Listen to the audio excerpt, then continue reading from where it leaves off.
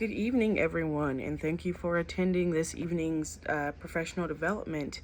As you know, we have a new student who has a disability and an IEP, and I realized that we probably need a refresher on how state regulates children with disabilities and how we are to accommodate them as a school. And so I just kind of wanted to give us all a refresher or maybe some new information. So if everyone could make sure their cameras are on so I can just see that we're all here and attentive, and we can get started.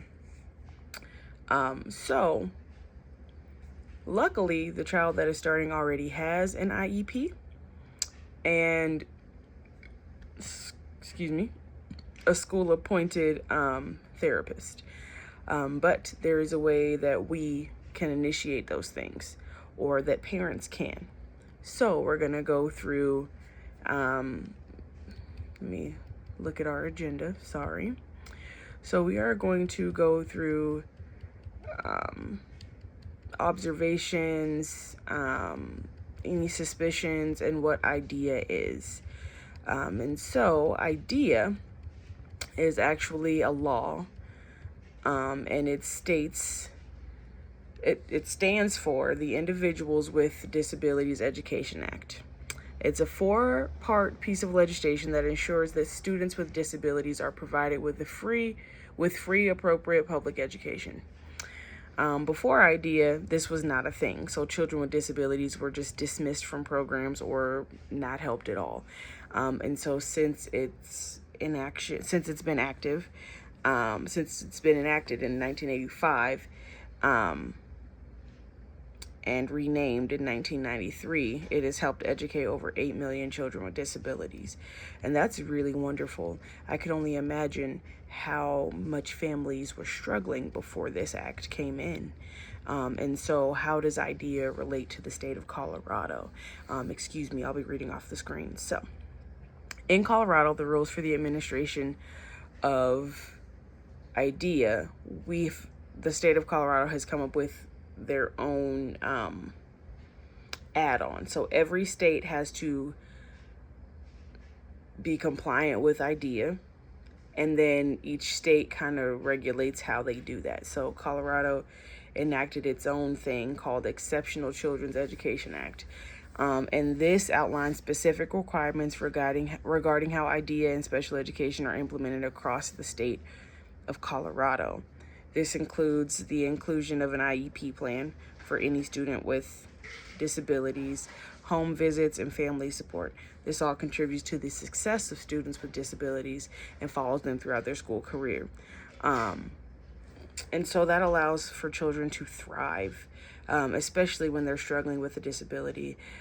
Being excluded can make that worse, or being singled out can definitely cause more acting out because they don't necessarily feel included or loved on the same way other children do, and that can create big emotions, and how they deal with those big emotions can be disruptive to the classroom and to their learning. So it's really important that that IDEA exists and that the state works with it. Now, there are exceptions for children with disabilities where they can be excluded from a program, and that's only if they are causing harm to themselves or others.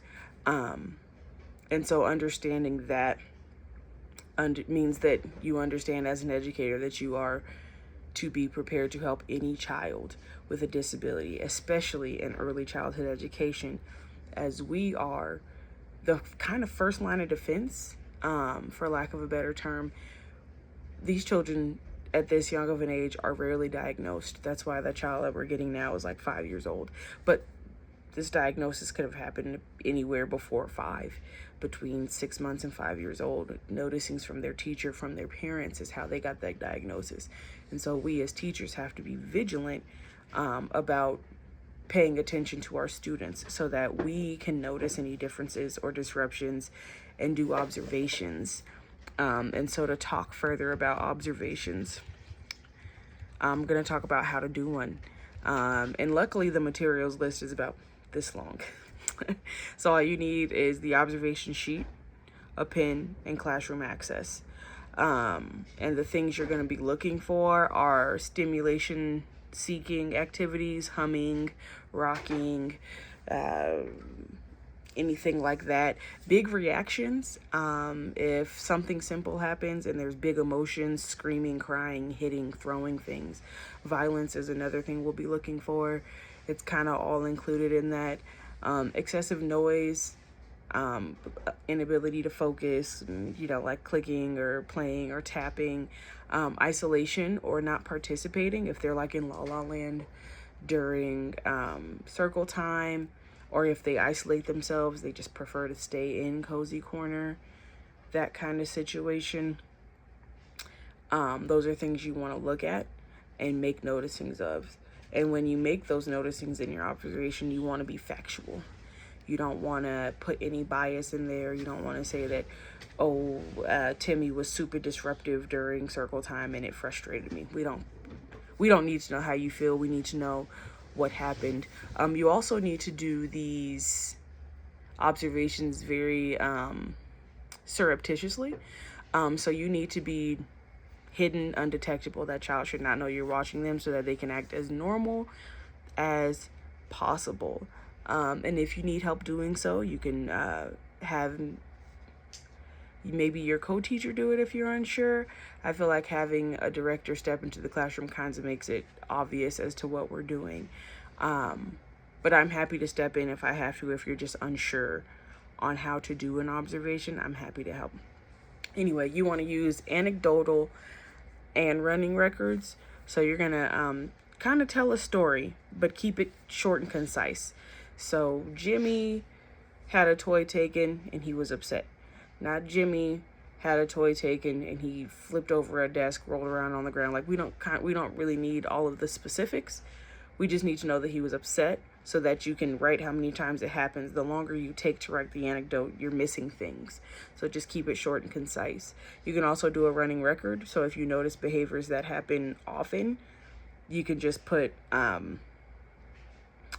screams again, or checks next to screams or checks next to hits. So you know how many times it's happening and when. You also need to focus on a specific domain. So where do you feel like this child is behind? So like social, emotional domains, developmental domains in general. But usually it's going to hit one of those domains like social, emotional, or like physical domains. Maybe their gait is off, or maybe you notice that something's going on with their eyes and they can't really see, so they have to get really close to something. That's something you're going to pay attention to as you're doing your observations. And then, of course, you want to know who you're sharing these observations with. And you will share that with administration and parents and the appointed specialist. So it starts with parents and admin. And once the observations are done and parents are notified, then we can initiate a referral for an IEP. And an IEP is an individualized education program, which is required for any child with a disability in a program. So once that child has an IEP and a specialist to work with that plan, we will implement it in the classroom, and that specialist will come and make sure that it's being done. So yeah, if you want to check out the handout I gave you, we'll start with the top. It's a pretty nifty handout if I say so myself. And it's just making sure that we're including children with disabilities. We talked about what IDEA is, the Individuals with Disabilities Education Act. And what IDEA does, that secures education for students with a disability. And so, sorry. Technical difficulties. And so when to start observations, we talked about doing one, but when do we start one? And that's when you start noticing those behaviors. Like I said, big feelings, anger, violence, kind of inability to cope, those kind of situations. And so when they're exhibiting those behaviors, or if they seem delayed for appropriate milestones, And like I said, this can start as early as infancy. For an infant, you would call that failure to thrive. So if a baby is 6 months old and not rolling and not sitting up and not lifting their head, that's a failure to thrive, and that can be considered in need of an IEP or intervention. And there's resources we can give parents to help them work through that, and work together as a team to come up with the best way to work with that child to make sure that they're reaching their milestones or at some point. And then supporting the family. It is our job to make sure those families feel supported and understood. We want to make sure that we address this situation delicately. We don't want to tell them that something's wrong with their child or make them feel like they've done something wrong. It's just understanding that your child has an exceptionality. It has a difference, and that's okay. And so we're going to make sure that that difference does not hold them back from reaching their full potential as a learner, or stifle their education. There's plenty of people with disabilities that have college education and are CEOs and all kinds of cool things like that. And that's because they started with early intervention. The earlier we can intervene, the better, so that they can understand how they learn and understand that their brain is different. And those differences can be a superpower if we allow them to be. Especially as teachers, we are here to encourage, not discourage. We're not here to get frustrated and kick anyone out of the classroom. We're not suspending children for behavior issues. We are trying to help them succeed in any way we can, especially in early childhood, when we are essentially helping to not diagnose, but helping to figure out what kind of disability, or if there is any disability, and make sure that this child is getting everything they need. So that's how we support the families. And so once the evaluation, the observation's done, either I can make a request or talk to the parents about making a request through the state to get IEP, a referral, and get that plan started and get a specialist in that classroom with that child to make sure they are reaching their full potential. And so just to kind of touch more on what the specialist does, the specialist will work with teachers in that classroom to make sure that the IEP is fitting for the child and what they're going through. That specialist will also be able to help with a diagnosis for a disability or see if there's a disability at all.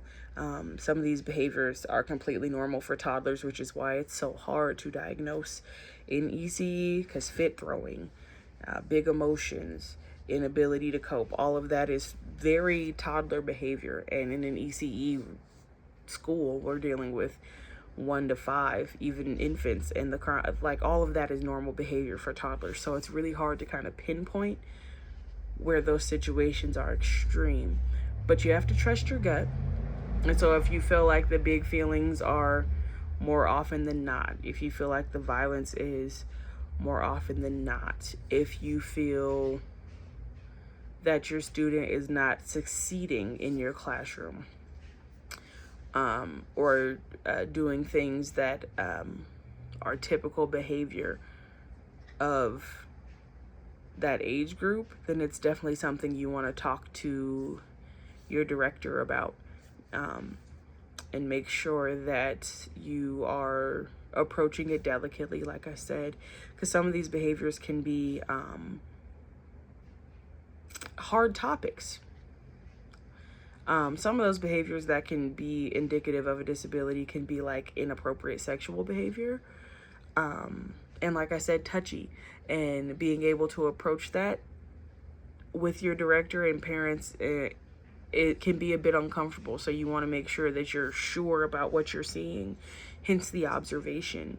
You don't want to jump the gun, and you don't want to assume a child has a disability just because they specifically push your buttons.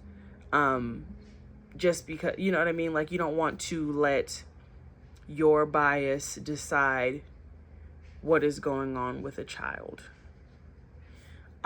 because there might not be anything going on. It might be an issue with you wanting to control a child and you not being able to. And so that doesn't mean that they have a disability or a delay. It means that there's a disconnect between you and that child. And so making sure that you're connected with your class, and checking your bias is super helpful when doing these kinds of things, when paying attention to your students, and doing observations. You want to keep that bias out. That's why I said, if you know this child is a button for you, maybe have your director, me, or your co-teacher do the observation instead, so that it can be a clean slate when they do that observation. And so I didn't want to take too much of your time. Thank you so much for logging on after hours.